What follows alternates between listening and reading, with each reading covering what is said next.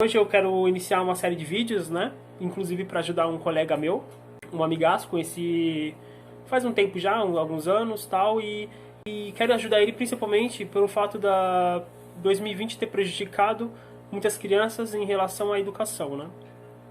Então ele tem uma filha, né? Tem 4, 5, eu não sei ao certo. A filha dele conheci esses dias, né? No Ano Novo, no Réveillon. Passei lá com a família deles, com a família Cavalcante, né? A minha eu não pude porque eles moram em outro estado e eu, como estou vivendo sozinho há um tempo, né? Inclusive eu vou fazer um vídeo a respeito desse tema, porque eu acho bem relevante, né? Como um homem viver solteiro e se organizar na questão organizacional, tanto física, econômica e intelectual, né? Que são três bases aí da construção de uma vida comum, né? Então eu vou falar um pouco sobre isso em outro canal. Mas aqui o foco é sobre educação mesmo, tá? Então vamos lá. Já que eu quero ajudar esse meu colega, né, que em 2020 infelizmente não deu para as crianças, né, no âmbito geral, ter frequentado a escola de modo regular, ficaram de modo remoto, né? Então muitos pais não conseguiram, como se fala, mediar ali o conteúdo, servir como um auxiliar, dar o suporte necessário, né? Então esses meus vídeos que eu quero iniciar aqui, eu quero justamente poder ajudá-los. Já que eu estou estudando estudando na área de educação, já estou indo para o terceiro módulo e trabalho na área, né? Eu trabalho na área, sou auxiliar. Então, auxiliar de educação mesmo. Eu falo mais para frente, né? Então, vamos lá. Hoje o tema seria a educação e eu quero falar sobre leitura e organização, como organizar os estudos, né, da criança. Os estudos diários, os estudos semanais, o que passar para a criança, como incentivá-la a estudar, né? Como não tornar isso que todos nós sabemos, né? Estudar não é algo tão simples, precisa um pouco de dedicação, de concentração. Então eu quero passar essas minhas experiências, minhas pesquisas, para que os pais possam organizar direitinho e as crianças não se sentirem pressionadas, né? Os estudos fluam como algo natural e algo prazeroso. Então, vamos lá. Primeiramente, algo que é fundamental para a educação de uma criança é a questão da leitura, né? Claro que nos primeiros anos de vida ela não sabe ler, isso é óbvio. Mas posteriormente aos primeiros anos de vida dela, claro que os pais têm que incentivá-la a ler, mas como você vai incentivar a sua criança, né, seu filho, filha, enfim, a lerem? Primeiramente, a leitura começa na fase uterina, né? Que é o pai ou a mãe pode ler um livro, pode criar esse hábito de leitura, enfim, em alguns períodos do dia, e a criança ainda ser um embriãozinho ali em desenvolvimento, né? Porque a criança tá lá, tá em constante, como pode dizer, ela está em evolução, em construção ali na barriga da mãe e tal, e a mãe, enquanto vai criando esse hábito, a criança, querendo ser ou não, ela vai escutando, ela já vai desenvolvendo, dependendo de alguns meses, né? Depois eu vou estudar um pouco mais a isso para falar com mais eficácia, mas ela vai desenvolvendo ali a audição, tal, algumas questões sensórias, né, do nosso corpo. Então essa prática da leitura já vai acostumando desde a fase uterina, né, pré-uterina, uterina, enfim, nessa tal prática.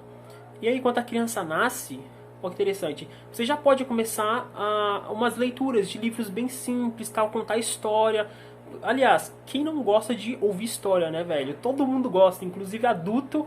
Quando você chega pra conversar, tal, todo mundo já tá interessado em escutar alguma história divertida, alguma história prazerosa, alguma história assim que esteja algum conteúdo, né? Como pode dizer assim, alguma questão moral lá por trás, né? Algo enfim, que desperta emoções. As crianças não é diferente, né? Então, até os 1 ano e meio de idade, 2 anos, ela tem praticamente um vocabulário bem escasso ainda, né? Mais ou menos umas 20, 30, 40 palavras que ela decorou, tal, sabe falar. Às vezes com muita dificuldade, né? Mas normal. O importante é sempre o adulto, né, estar ali falando corretamente para que a criança ela aprenda corretamente, né? Igual eu conheço muitos adultos que ao invés de falar cachorro, né, por exemplo, eles falam au au, né? Isso é acabar deixando escasso o vocabulário da criança e ela acabar tendo possivelmente uma confusão futuramente, né? Às vezes não sabe nem como escrever cachorro, né? Já que tem CH e acabar colocando X, enfim. É bom sempre falar tal, da maneira correta, tudo mais, para a criança já ir desenvolvendo. Porque o letramento da criança parte principalmente da questão oral. Se o adulto tiver uma boa oralidade com a criança, ela vai armazenar aquilo de uma forma muito mais eficaz, né?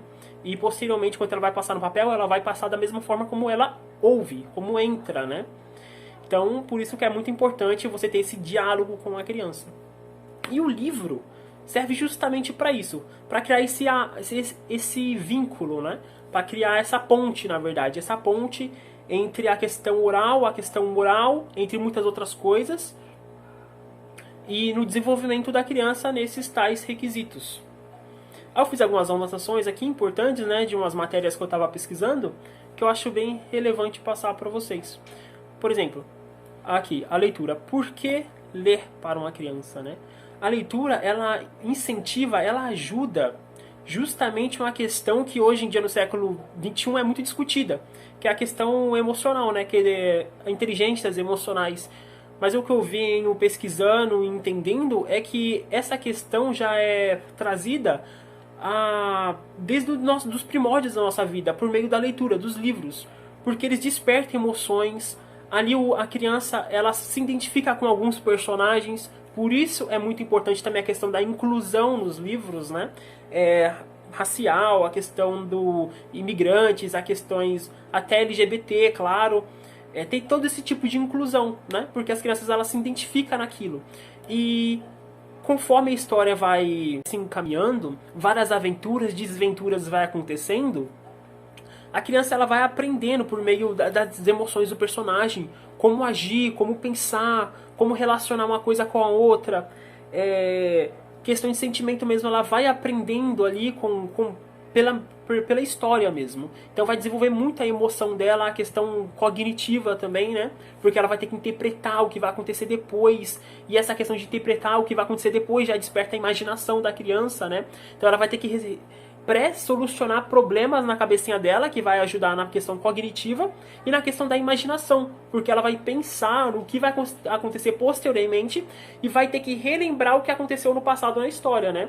Então a questão da decorar também, isso vai ajudar na questão de decorar as coisas, né? De memorizar algumas coisas, que é muito importante também. Então a história é fundamental.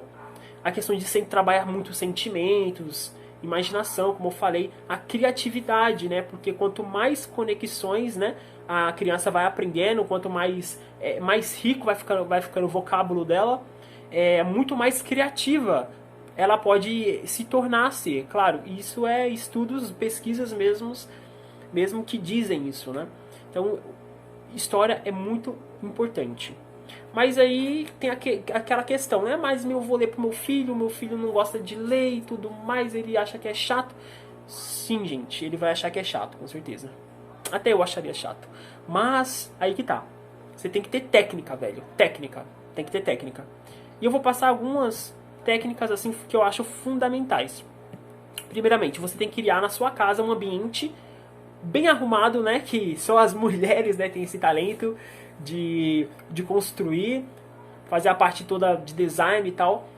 Um cantinho ali da leitura, né? Como uma escola, tem a sala de leitura, então na sua casa vai ter o cantinho da leitura. Pode ser um cantinho bem decorado, bem arrumadinho, bem bonitinho, tal, bem enfeitado, bastante livrinhos, puff, bem ventilado, onde de manhã o sol pega, tal. Um local assim bem agradável, né? Você identifica o local mais agradável, bem agradável da sua casa e monta aquele cantinho lá para a leitura da criança. E aí que tá. Olha que legal. Aí tá lá, tal. Você vai falar, então, filhos, vamos ler um livrinho, tal. Aí ele vai lá, assim, meio desconfiado, que livro é esse, que lugar é esse e tal. E aí, nesses momentos, é bom você fazer, tipo, dar alguns aperitivos, né, tal. Fazer um momento de lazer mesmo. Como se você fosse, por exemplo, num barzinho, num quiosque. Você fosse lá, tal, escutar uma música e comer algumas porções. você se sente, o local é agradável, o ambiente é agradável, as pessoas são agradáveis, aí tem um aperitivo que ajuda muito na questão de você se identificar com o local, né? Então você faz isso praticamente na sua casa, né?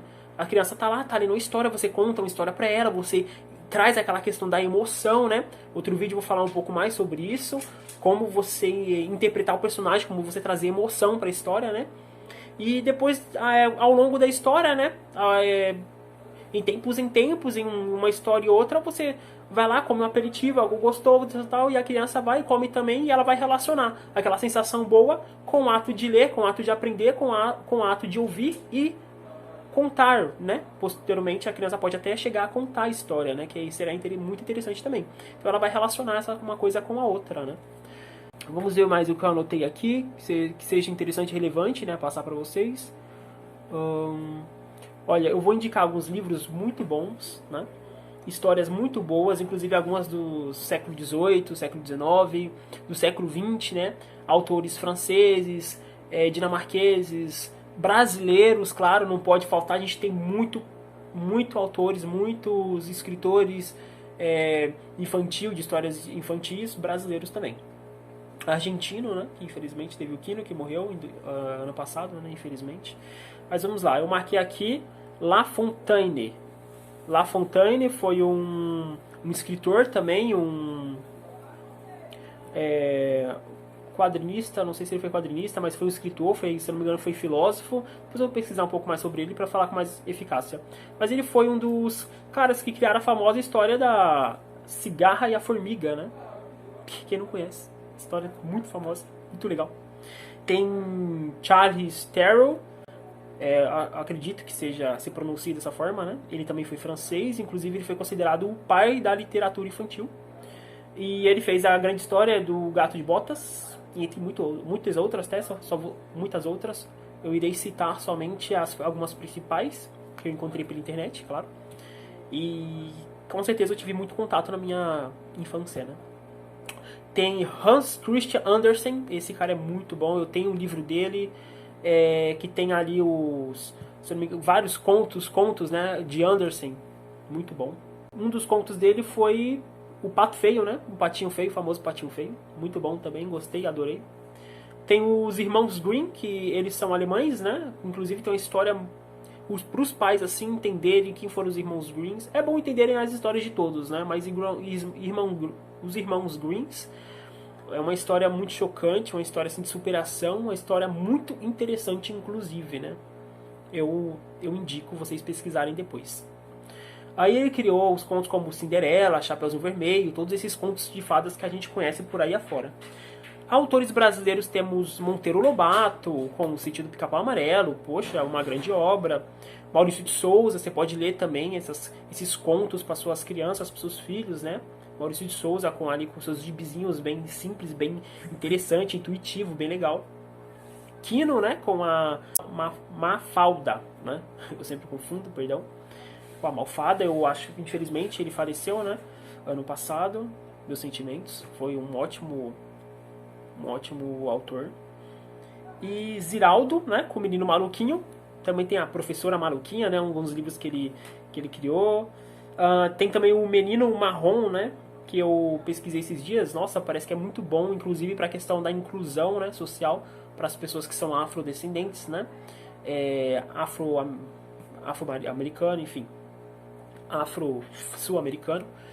Então acho muito bom ter essa representatividade, né? Também trazer esses tipos de conteúdo, né? Porque as crianças, elas se identificam muito com o personagem. Então, se identificando muito com o personagem, ela vai seguir a trajetória como se fosse ela praticamente. Então tem essa questão da representatividade, ela vai ter orgulho de si, ela vai se valorizar mais e valorizar também a sua cultura, né? O que é muito importante.